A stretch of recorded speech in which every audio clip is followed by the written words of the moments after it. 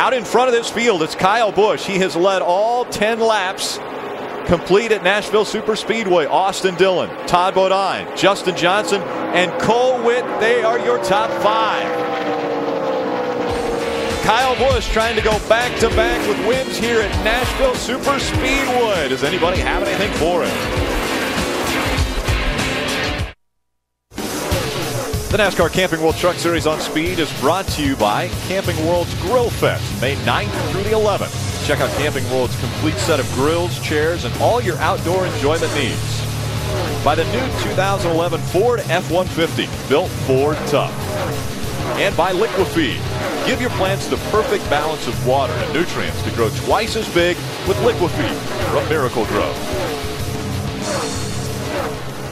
On lap number 18, it has been all Kyle Busch here at Nashville Superspeedway. Welcome back to the 200th Camping World Truck Series broadcast on Speed. That last lap, Kyle Busch was a full 0.2 of a second faster than any other truck on the racetrack. Now, I did hear of, but it was when the trucks first hit the track, there was a little bit of tire wear issue. That normally goes away, so I don't expect that to be a problem tonight. This is side-by-side for 15. Parker Kligerman on the inside.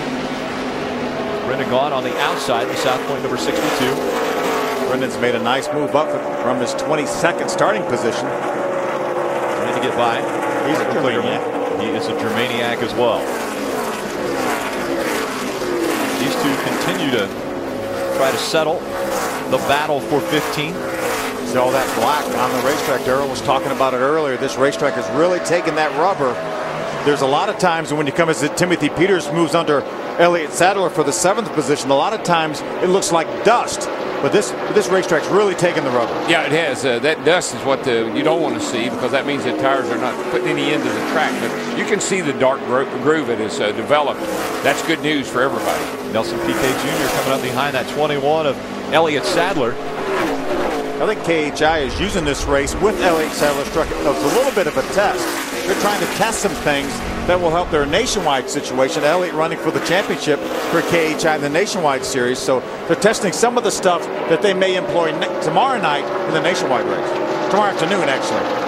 Ray, tell us a little bit more about KHI. Well, Phil, as I was saying at the top of the show with 4 trucks in here, you and Darrell know a lot about being owners. Can you imagine tonight in the Truck Series garage, they have 61 employees here for KHI, and then you add in the nationwide group, probably another 30 over there. So add that up where hotel rooms and flights and all that. And no wonder Kevin and Delana needed a vacation tonight. A big investment in this race tonight. So far, the 21 a little bit tight off. Nelson Piquet reporting the exact same thing. And for more, let's go to the other end of the garage in Hermie. Yeah, thank you, Ray. Ron Hornaday qualified 8, and he's up to 6 right now. He's just riding along in that position. His truck is pretty good, like the other KHI trucks. A little bit of a tight condition right now on the racetrack, but Ron has not said a word on the radio, just doing everything he can to save the right front of this truck until they can get to pit road and free it up a little bit on the first stop. I don't think I've had 61 employees in all the race teams I've owned over the years. I just want to tell you right now, I've made my small fortune in racing. You start with a big one? Yeah, I started with a pretty good one. Last year, the Camping World Truck Series decided to come to Nashville 2 times. The first race was won by Kyle Busch. The second time we came back, it was Todd Bodine. Right now, Busch is in first, Bodine in third.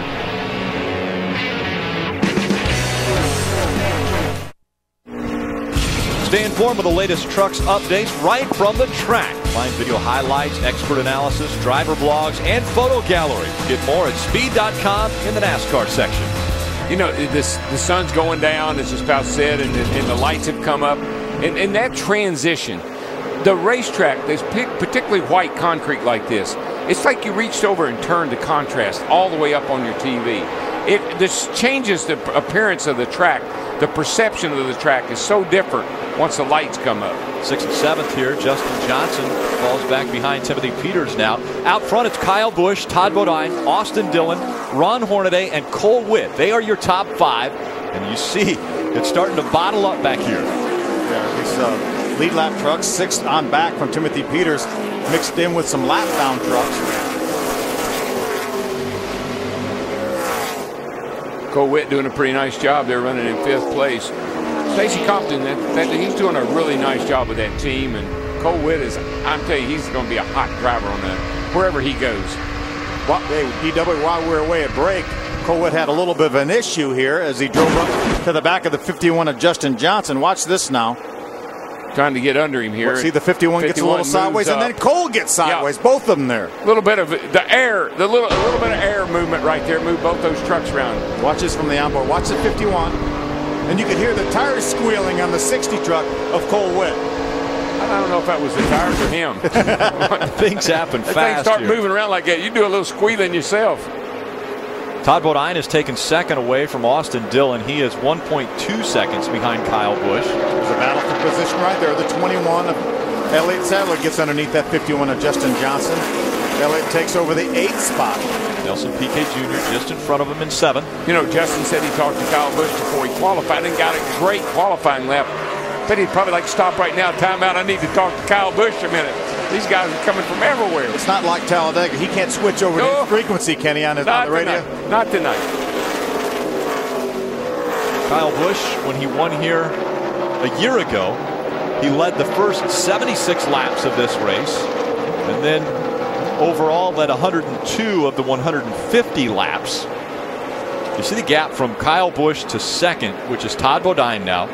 He's closing the gap. It was 1.22 seconds. We'll see if that gap closes now as he's working around the slower lap traffic. Todd was 2.5 seconds behind when he was running in the 3rd position behind Austin Dillon. So Todd has clipped a little bit over a second off. Now that lap, he was about 1/10 of a second faster than Kyle. Kyle obviously had to negotiate the 1 truck of Bobby Jr. Yeah, there was some traffic involved in there. That allowed Todd to close up on the back of Kyle a little bit here. But Todd's got a great truck. They're running very similar lap times right now. Let's do a top 10 drop back as the field is starting to spread out. Ray Dunlap, tell us a little bit about Kyle Busch. You know, Rick, whenever we first started talking about KBM, Kyle, every time we interviewed him, would say, "Oh, I can't believe how much money we're spending." Well, guess what? They've gotten their money out of the truck he's driving tonight. This is chassis number 4, and it already has 5 wins. Kyle loves this truck. He says it responds better to adjustments than anything in their stable. In second place right now, you see Todd Bodine. He's moved up from 3rd to 2nd. And Todd told us in the qualifying session early today that he learned something in the last minutes of practice that really will help them on a long run. We'll see if he's able to close in on Kyle Busch. In 3rd place right now, Austin Dillon. And Austin has said he's good at one end of the racetrack, but not the other. Crew chief said, which one? He said it keeps changing over and over. Hermie? Well, Ray, Ron Hornaday has made a pretty good run on these first 35 laps. He qualified 8th, and he's up to 4th. Not saying a lot about the truck right now, other than his spotter, Rick Corelli, talking about his lines on the racetrack and maximizing all the space, especially off turn 4. So far, so good for Ron Hornaday. Cole Witt, you've heard DW talking about him, a lot of talent. He qualified 6th, and he's settled in right there in the top 5. Again, not saying much about his truck, but fighting a little bit of a tight condition, especially off turn 2. Ray? Running in 6th is Timothy Peters, and I'll tell you this, Hermie, there's no question which end of the racetrack's good for him. He loves 3 and 4, said he can drop it right down to the line, and in practice he said he loved the drivability of this truck. But they're not having a very good entry into turn number 1. So Peters is trying some different lines to work it out, and obviously this racetrack will change as we go into darkness. Running in 7th right behind him, Nelson Piquet Jr. in the number 8 truck. He qualified 4th tonight, and I asked him at driver introductions, were you surprised by that? He said a little bit, because my first lap was not good at all. But he said, I knew we had a really good truck. Hermie, your brother's in 8th. What's he having to say on the radio? Well, Ray, he had a good qualifying run, qualified in the top 5. I talked to him after qualifying, and he said, we got a good lap in, but my truck is not balanced exactly right. He was too loose in qualifying, and now he's back on the other side of that, fighting a tight condition on the racetrack right now. They're trying to hold their own on the racetrack, maintain their track position, and get ready to get to pit road and try to free that truck up. Ray? If you were watching our qualifying session earlier today, you heard Justin Johnson say he learned a lot about Nashville Speedway by talking to Kyle Busch before we went to qualifying today. Busch had a great run, and so did Johnson, who started in the top 5. They said, keep an eye on Kyle. He said, my only problem right now is I can't even see him on the racetrack. Hermie? Well, Ray, the most vocal unhappy driver on the racetrack so far has been Johnny Sauter. He qualified 9th. He is currently sitting in 10th, but his race truck is very, very loose, and he's letting his crew know about it. He cannot get back to the throttle coming off the corners. Not happy with his way, the way his truck is driving. He's looking for a track bar adjustment from his crew chief when he comes to pit road. Rick. Thanks, guys. Great job. There are 4 previous winners in this race that have won here at this racetrack. 3 of them are running in the top 4, and the 4th is about to go a lap down, or just went a lap down. Travis Kvapil, amazingly enough, a winner at this racetrack, just went a lap down. Well, they got a little bit of a race going on right here. I can tell you that these guys are going to see if you can actually run to side by side. 3 wide? Maybe even 3 wide. And hold on a minute, here comes some more. Shall we try 4 wide at Nashville? Have the lap truck in the middle, the 99 of Chase Mattioli. Every one of these other trucks is racing for position. The thing is, this racetrack, historically, you're loose into the corner. You really have tight entry into turn 1 particularly. Then the thing wants to push. Once you get back in the gas, wants to push up off the corner. Does that real bad off of 2 and 4. So loose in, tight off is what you fight here. You know, guys, we've completed 41 laps. We're about 2/3 of the way towards that first pit stop, and I'm sure there are a lot of crew chiefs down there trying to figure out what they're going to change on these trucks to try to catch up to those first 2 or 3 trucks. Right now, Top 09 is able to maintain and run along inside a second off of Kyle Busch. People always say loose in and tight off, so what does that mean? The back end's loose. The back end's trying to get in front of the ahead of the front end. Pushing means you got the wheels turned to the left and it won't turn. You always hear loose is fast. Well, right now, Kyle Busch is fast, but Todd Bodine has closed the gap. He's under a second behind Kyle Busch. Can he catch him? Stay with us.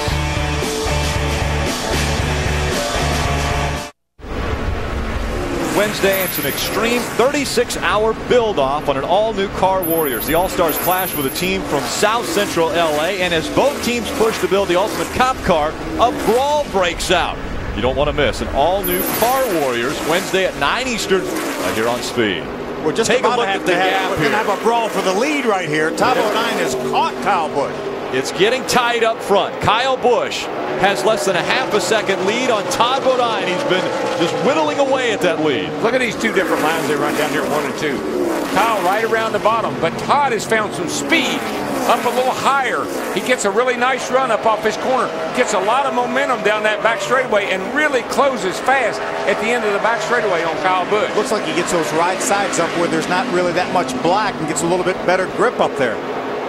It's really helping him down the back straightaway.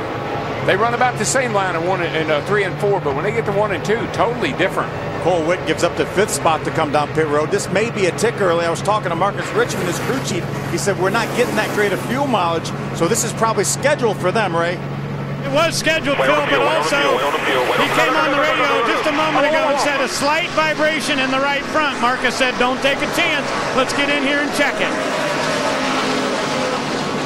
DW, we talked about at the beginning of the show, how do you get by Kyle Busch? He's so good. Well, is this pit strategy? Guys doing maybe short pitting right now to see if they can catch a break. Well, what usually, the reason you start short pitting is like as soon as you get laps, you might as well pit. That's first of all. Second of all, you never know. You might put a little pressure on those front runners and make them do something they weren't planning on too. So it just depends. It works out for you sometimes. And now with the waiver on, if the caution flag were to come out and everyone comes down pit road, you can do the waiver round because you know everyone else that hasn't pitted is going to come to pit road.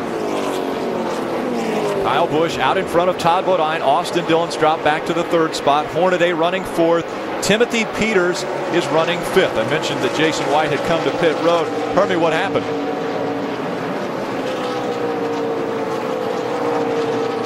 Sorry, we'll get back to Hermie in just a moment. Austin Dillon now making his way onto pit road. Also seeing Hornaday making his stop. Austin had a lot of traffic coming in on pit road, Hermie. Yeah, Ron Hornaday coming down. He is fighting a tight condition. He wanted to stay at a few more laps to let some of these other guys get on pit road first. Right now, it's an air pressure adjustment only in 4 tires for Ron Hornaday, Ray. Austin Dillon came on the radio about 7 laps ago and said it's getting a little tight. Then he said it's a lot tighter. The last lap he said it's driving straight into the corner in turn number 1. It's 4 tires and fuel on lap 53 for the 3 team. So green flag pit stops taking place now.